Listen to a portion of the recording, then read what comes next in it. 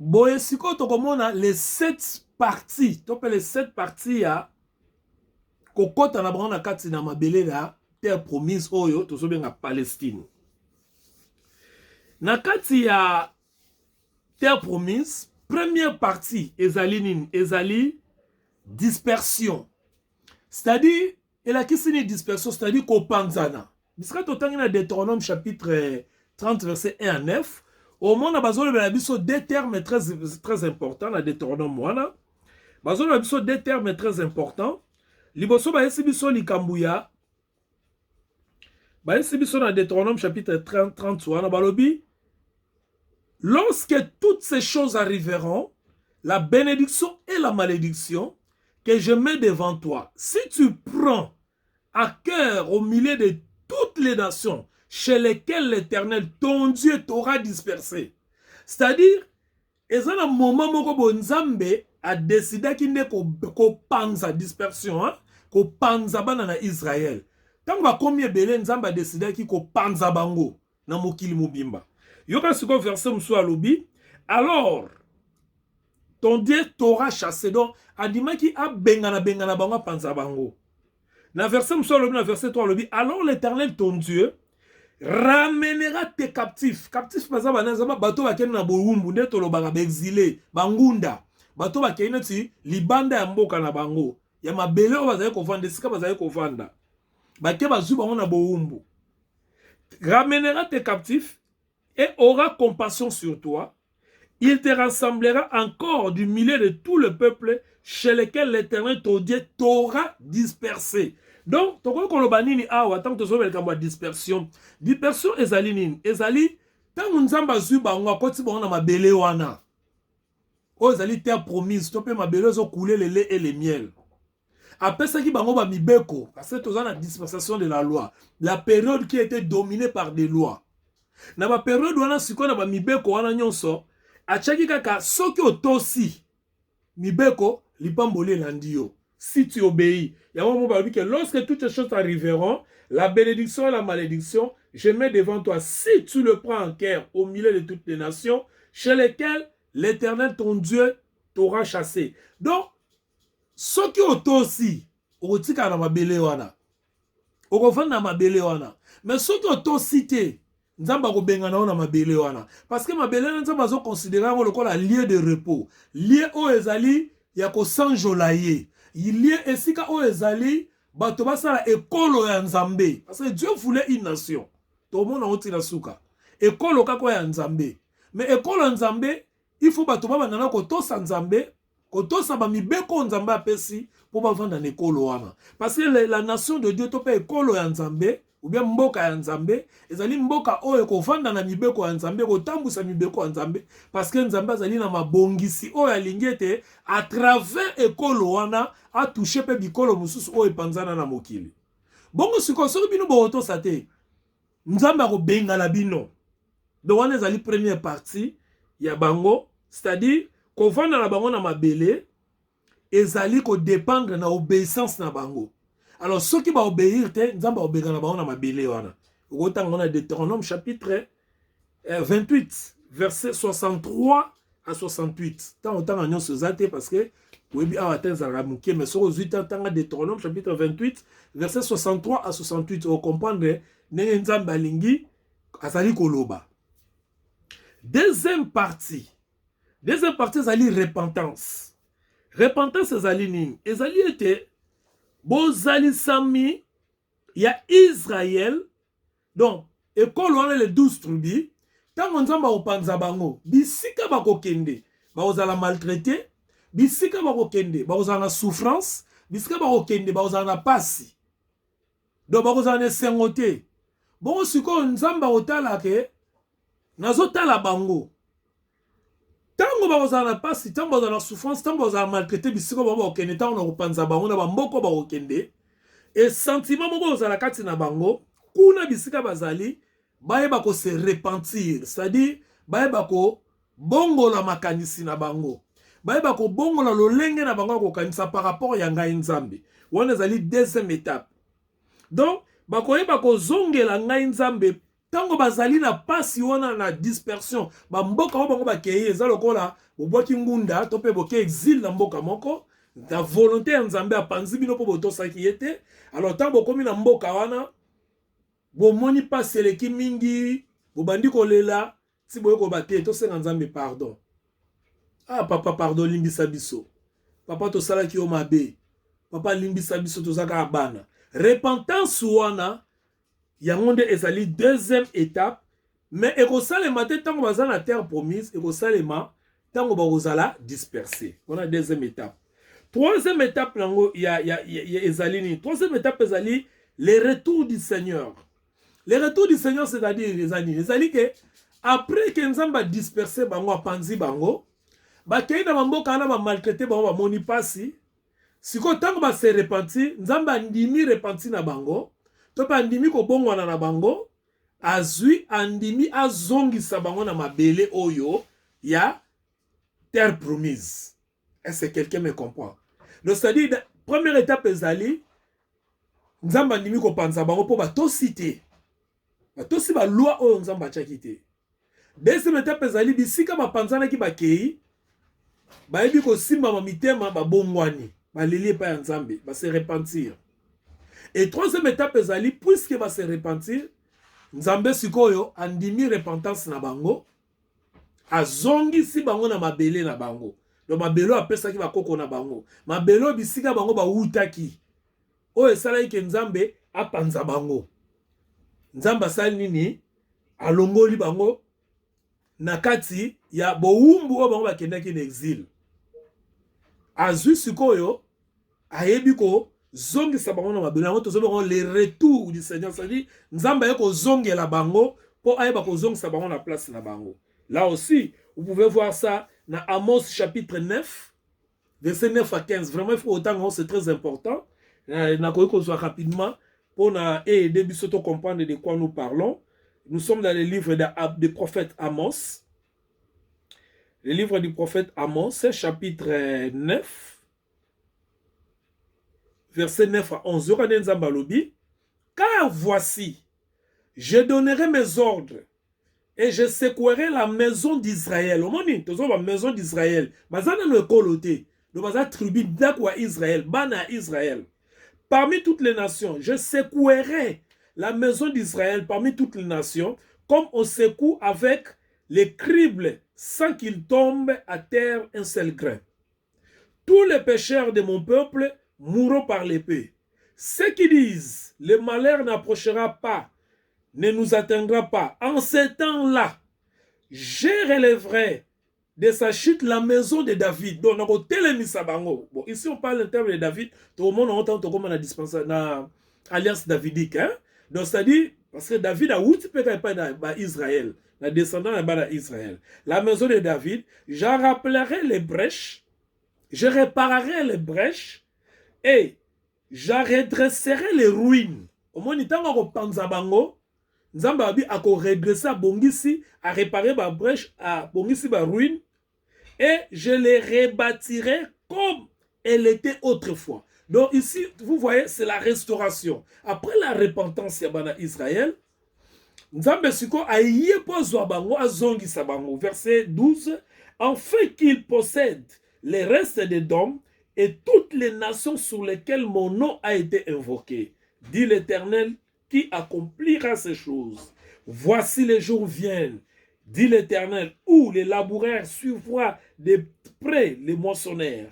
Et celui qui foule les raisins, celui qui répand la sémence, où les mous ruissellera des montagnes et coulera toutes les collines. Je ramènerai les captifs. Les captifs maintenant c'est qui? Ce sont ceux-là qui étaient dispersés. Je ramènerai les captifs de mon peuple d'Israël. Ils bâtiront les villes dévastées et les habiteront. Ils planteront les vignes et en boiront des vins. Ils établiront des jardins et mangeront les fruits. Verset 5. Je les planterai dans leur pays. Donc, comme un jour pays. Ne bande baba ki la maison d'Israël. Mais le babi ke na soukara na verset 15 babi bakosala na kosala bango bakoma ekolo. Et ils seront plus arrachés du pays que je leur ai donné, dit l'Éternel ton Dieu. C'est-à-dire, bako panzana, tant bako se repentir, bako zonga, nzambe na ko restaurer bango, pe bako koma pays, c'est-à-dire écolo, mboka. Promesse peut se mener bango. Voilà, tout le monde on a souka, ndeni Israël comme qui pays. Donc, jusque-là, vous avez dans le pays. Donc, vous comprenez, Amos chapitre 9, verset 9 à 15, et Jérémie chapitre, Actes des Apôtres chapitre 15, verset 14 à 17. Quatrième étape ezali, restauration de la terre. Restauration de la terre, net autre temps na Amos chapitre 9, c'est-à-dire nzamba kobongisa déjà mabele wana, bango bazaki dispersé, et sika nyoso bayeba ko kende, nzambe akoyeba kozongisa bango na mabele wana bayeba kovanda, bayeba kobati, batikala wana libela. C'est-à-dire ezala peuple nyoso bakoya kokuta wana, bango bakoyeba kotikala wana libela. Voilà ce que Dieu avait dit. Pour la nzamba lobiango, pour nzamba za tata lopango, mabele ezali ya ye. Akopesa repa ya moto alingi. Eza lokola ne pesa yo exemple lopango na ngai, ba locataire bazali, mais na moni ke lelo na kabango pa moto songolo pakala, na yesi moto wana kende à partir de lopango comme pa na ba locataire bobima. Donc vous avez un choix te bo que nous débrouiller. C'est comme ça que les choses se sont passées. Cinquième étape. Conversion nationale. Maintenant, tango bango bako zonga na mabele wana ya sika. Tango bako zonga na mabele wana nzamba yo pesa bango eloko moko esalema. Bango nyonso bako se convertir et pas nzambe. Donc ekolo bato bango to benga conversion nationale, c'est-à-dire ekolo mobimba bako mona bisika to kendaki nzamba panzaki biso to zaki na pasi. To salaki repentance nzamba yo kozwa biso a restaurer mabele na biso pe azongisi biso et là on dit tout ko ça. Tika kaka biso nyonso to se convertir. C'est-à-dire biso nyonso to bongwama. Biso nyonso to changer. Biso nyonso to landa kaka mibeko ya nzambe. Atako za makasi, atako zali pete, mais tika te biso nyonso to landa mibeko ya nzambe. Wana zali conversion nationale. Oko mona on a Osée chapitre 2 verset 14 à 16, to pe Romains chapitre 11 verset 26 à 27. Sixième étape.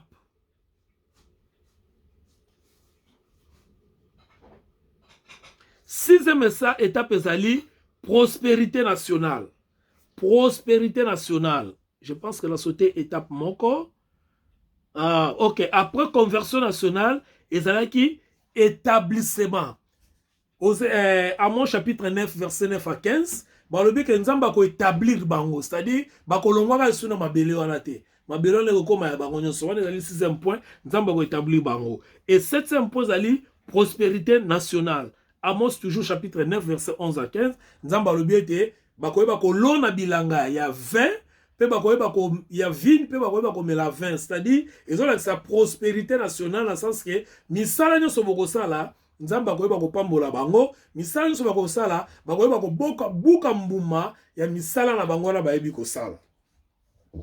Ya to benyango prospérité nationale.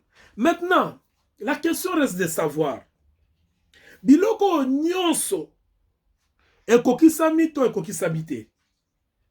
Biloko nyonso ezo servir biso na nini? Bien aimé dans le Seigneur, la Bible ezali divisée dans ma dispensation.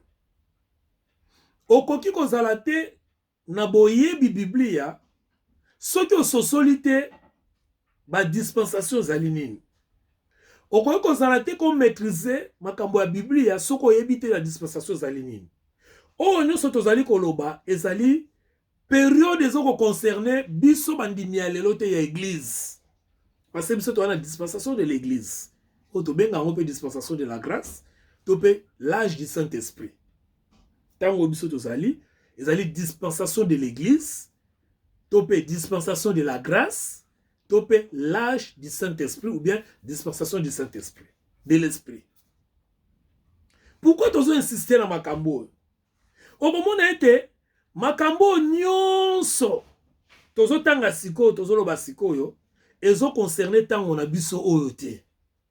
Pourquoi? Parce que tozali na bato toza bato ya mibeko te, toza na se ya mibeko te. Mibeko nyonso epesamaki epai ya libota moko. Pamba te nzamba lingaki na nzela ya libota wana bango bazala batu oyo nzamba ko réconcilier mokili mobimba. Par exemple, biso na dispensation oyo, to koma na système mususu. Système où bango bazali kotambola yango, eza système to babenga yango théocratique. Un système théocratique, c'est-à-dire nzambe nde mutu azo organiser nyonso mpona bango. Nzambe mutu azo tiela bango mokonzi. Nzambe mutu azo tiela bango mutu akotambusa bango. Nzambe mutu azo lakisa bango nzela. Voyez-vous? C'est-à-dire nzambe nde azali mokonzi ya nyonso. Atieli bango mokambi leader.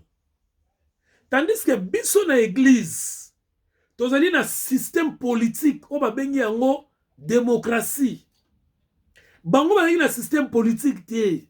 Bango bazali na système ya bonzambe, leadership divin.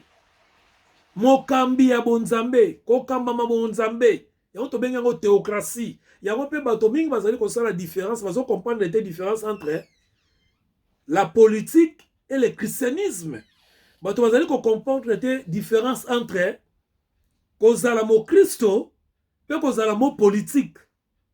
Bato bazali la différence entre Israël na église. Bato bazali la différence entre judaïsme na israélisme, c'est faut dire, et na église. Bato bazali la différence entre Christ et les prophètes. Bato bazali la différence entre Christ qui est l'auteur de l'église, na Ancien Testament, qui est l'église dans le désert, qui est l'église de Moïse. Bato bazali la différence entre Christ et Moïse. Bazali babiloko wana nyonso te. Voilà tina tozoya na bomate ya oyo. Na malakisi opona ofungola bino oyo ezali miso. Alors, makambo nyonso tolobi ekokisama etango nini? Makambo nyonso ekokisamaki na l'an 70 de notre ère, c'est-à-dire après la mort et la résurrection du Seigneur, après l'enlèvement, pardon, l'ascension du Christ, tango Yesu amati likolo, nde makambo eyaki kokosama na l'an 70. Parce que dans l'an 70, c'est l'an oyo, bah ko détruit le temple selon la prophétie. Oh Christ, qui vous détruisez ce temple, je le bâtirai dans 3 jours. Donc makambo de la dispersion oyo, et kokokisama, tango ba Romain ba siéger Jérusalem. Tango ba Romain ba siéger sika oyo bango basi ba komaki ba vandaki na mabele na bango. Nde na sima kufa pe liseko ya nkolo Yesu Kristo, nde ba yeko panzana. Nzamba yeko sala ba panzana. Bango nyonso ba panzani. Misuba ke na Europe, misuba ke na extrême orient, misuba ke na nord, misuba ke na sud. Bango ba yeko panzana. Bon na ko panzana bango ne zala ki volonté nzambe parce que c'était déjà prédit na Bibino na mukanda ya Deutéronome chapitre 30 verset 1er à 9. Tango bango bakei ko panzana na mokili mobimba à cause de désobéissance na bango, ba ko se disperser parce que ba to sakité mwana na nzambo yaki Yesu Masia. C'est ça le problème avec bango, contrairement à biso toto si Yesu. Alors, lokola bandima ki mwana na nzambe te, nzambe ba ko disperser bango nyonso à travers le monde à cause de désobéissance wana bazalaki nango contre Christ. Ba boyeki ko obéir à Christ. Pe ba ko rejeter Christ et nzambe ayebi ko disperser bango. Parce que soko yambi oyebi Christ te, ondimi Christ te, lokola bona na nzambe ozo tambola na kati na désobéissance. Et na kati na désobéissance nzambe azali longo na yo te. Alors tanga disperser bango bakei kuna bakei ko expérimenter pasi. Pasi yo memaki ba on a repentance bien sûr et na volonté du Seigneur. Avec la volonté du Seigneur, ba yeba ko se réjouir tant on va accorder bango pardon la repentance, pe ayebi ko restaurer mabele na bango ko zongisa bango na mabele. Ti na 1948, c'est-à-dire na 20e siècle, nde ba yeko koma ekolo oyo epesa melaki bango selon la prophétie à Amos chapitre 9 verset 15. Bisika balobaki ke nzamba balobaki ke na kozongisa bino bokokoma ekolo pe bokokoma wana libela. Amos chapitre 9 verset 15. je les planterai dans leur pays. Donc, cette fois-ci, et ils ne seront plus arrachés du pays. Donc, que je leur ai donné, dit l'Éternel. Donc, verset à Amos chapitre 9, verset 15, et Kokisama en 1948, c'est-à-dire dans le 21e siècle, en 1948, Tango va créer l'État d'Israël actuel. C'est-à-dire, bazonga ki, nzamba permetaki ke baronyo sobe bako zonga, tango baronyo sobe biko zonga, nde ba ko bâtir en 1948 école o babengi Israël actuel. Et tant qu'on va bâtir l'école o la nation d'Israël, c'est alors que nyonso otouti komona eyebaki kokokisama. Mais problème c'est quoi se poser zani, tango bango bazongi, mabele wana ezalaki na bato bazalaki kokipe yango. Oto bengi lelo ba palestinien bango ba kati kaka mwa eteni ndambo esiko bazonga ba se regroupaki ba bengi yango Israël yango moni bazana conflit si lelo avec les palestiniens bango bazonga lokola droit na bango nzamba pesa bango bazulu mabele lanko Palestine peut de son côté azo réclamer que mabelo boyi kokuta biso ezalaki ya biso. Il fallait pas bino boy bakozwango toko bunda ka bino poto récupérer ma belé la biso. Mais bango bazu yango non parce que bani kozwango mais parce que c'était la volonté qu'on a sa prophétie à Amos chapitre 9 verset 15. Ya nzambe volonté nzambe bango bazonga na mabele wana ba s'établir wana ba za la planter cette fois-ci ça babi ba za planter pe muta ko déraciner bango azate. Donc bangungu nyonso Palestine ko cha lelo jamais akoyeba ko déraciner Israël. Pourquoi maintenant en conclusion totangi makambo justement totangi yango poto la kisabino différence entre école donc l'état tout le monde en français pour tout se comprendre bien l'état d'Israël d'aujourd'hui la nation israélienne d'aujourd'hui qui a comme capitale Tel Aviv et l'Israël et l'Ancien Testament oyo soto uti koloba eza eloko moko te oyo ezali état Israël créé en 1948, contrairement à les enfants d'Israël, maintenant, tant que commis État, la logique, il y a théocratie, il y a régime théocratique. C'est-à-dire, bazali sous contrôle, il y a leadership, il y a bonzambe.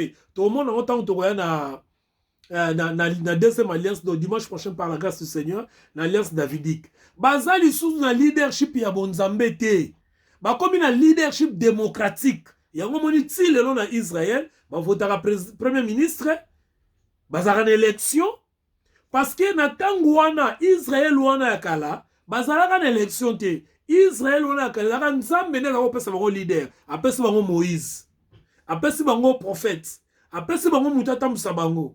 Mais lelo Israël oyo bakoma ko tambola na maponami biso moto pona mo konsina biso. Donc c'est la différence entre les deux Israël. Alors par rapport à la parole de Dieu, par rapport à l'église, c'est ce que nous allons voir le dimanche prochain. Que le Seigneur vous bénisse.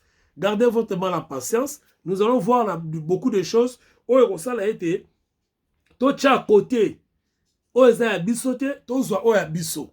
Parce que lelo Israël a lelo et tambola a dissoupté à 100% na makambo Israël a kalala ko tambola na yango. Merci kola pambola bino, j'étais très heureux. Ya koyeba ki boza wana ebele po to continuer maté ya oyo. Kola pambola bino na kombo na Yesu Kristo. Amen.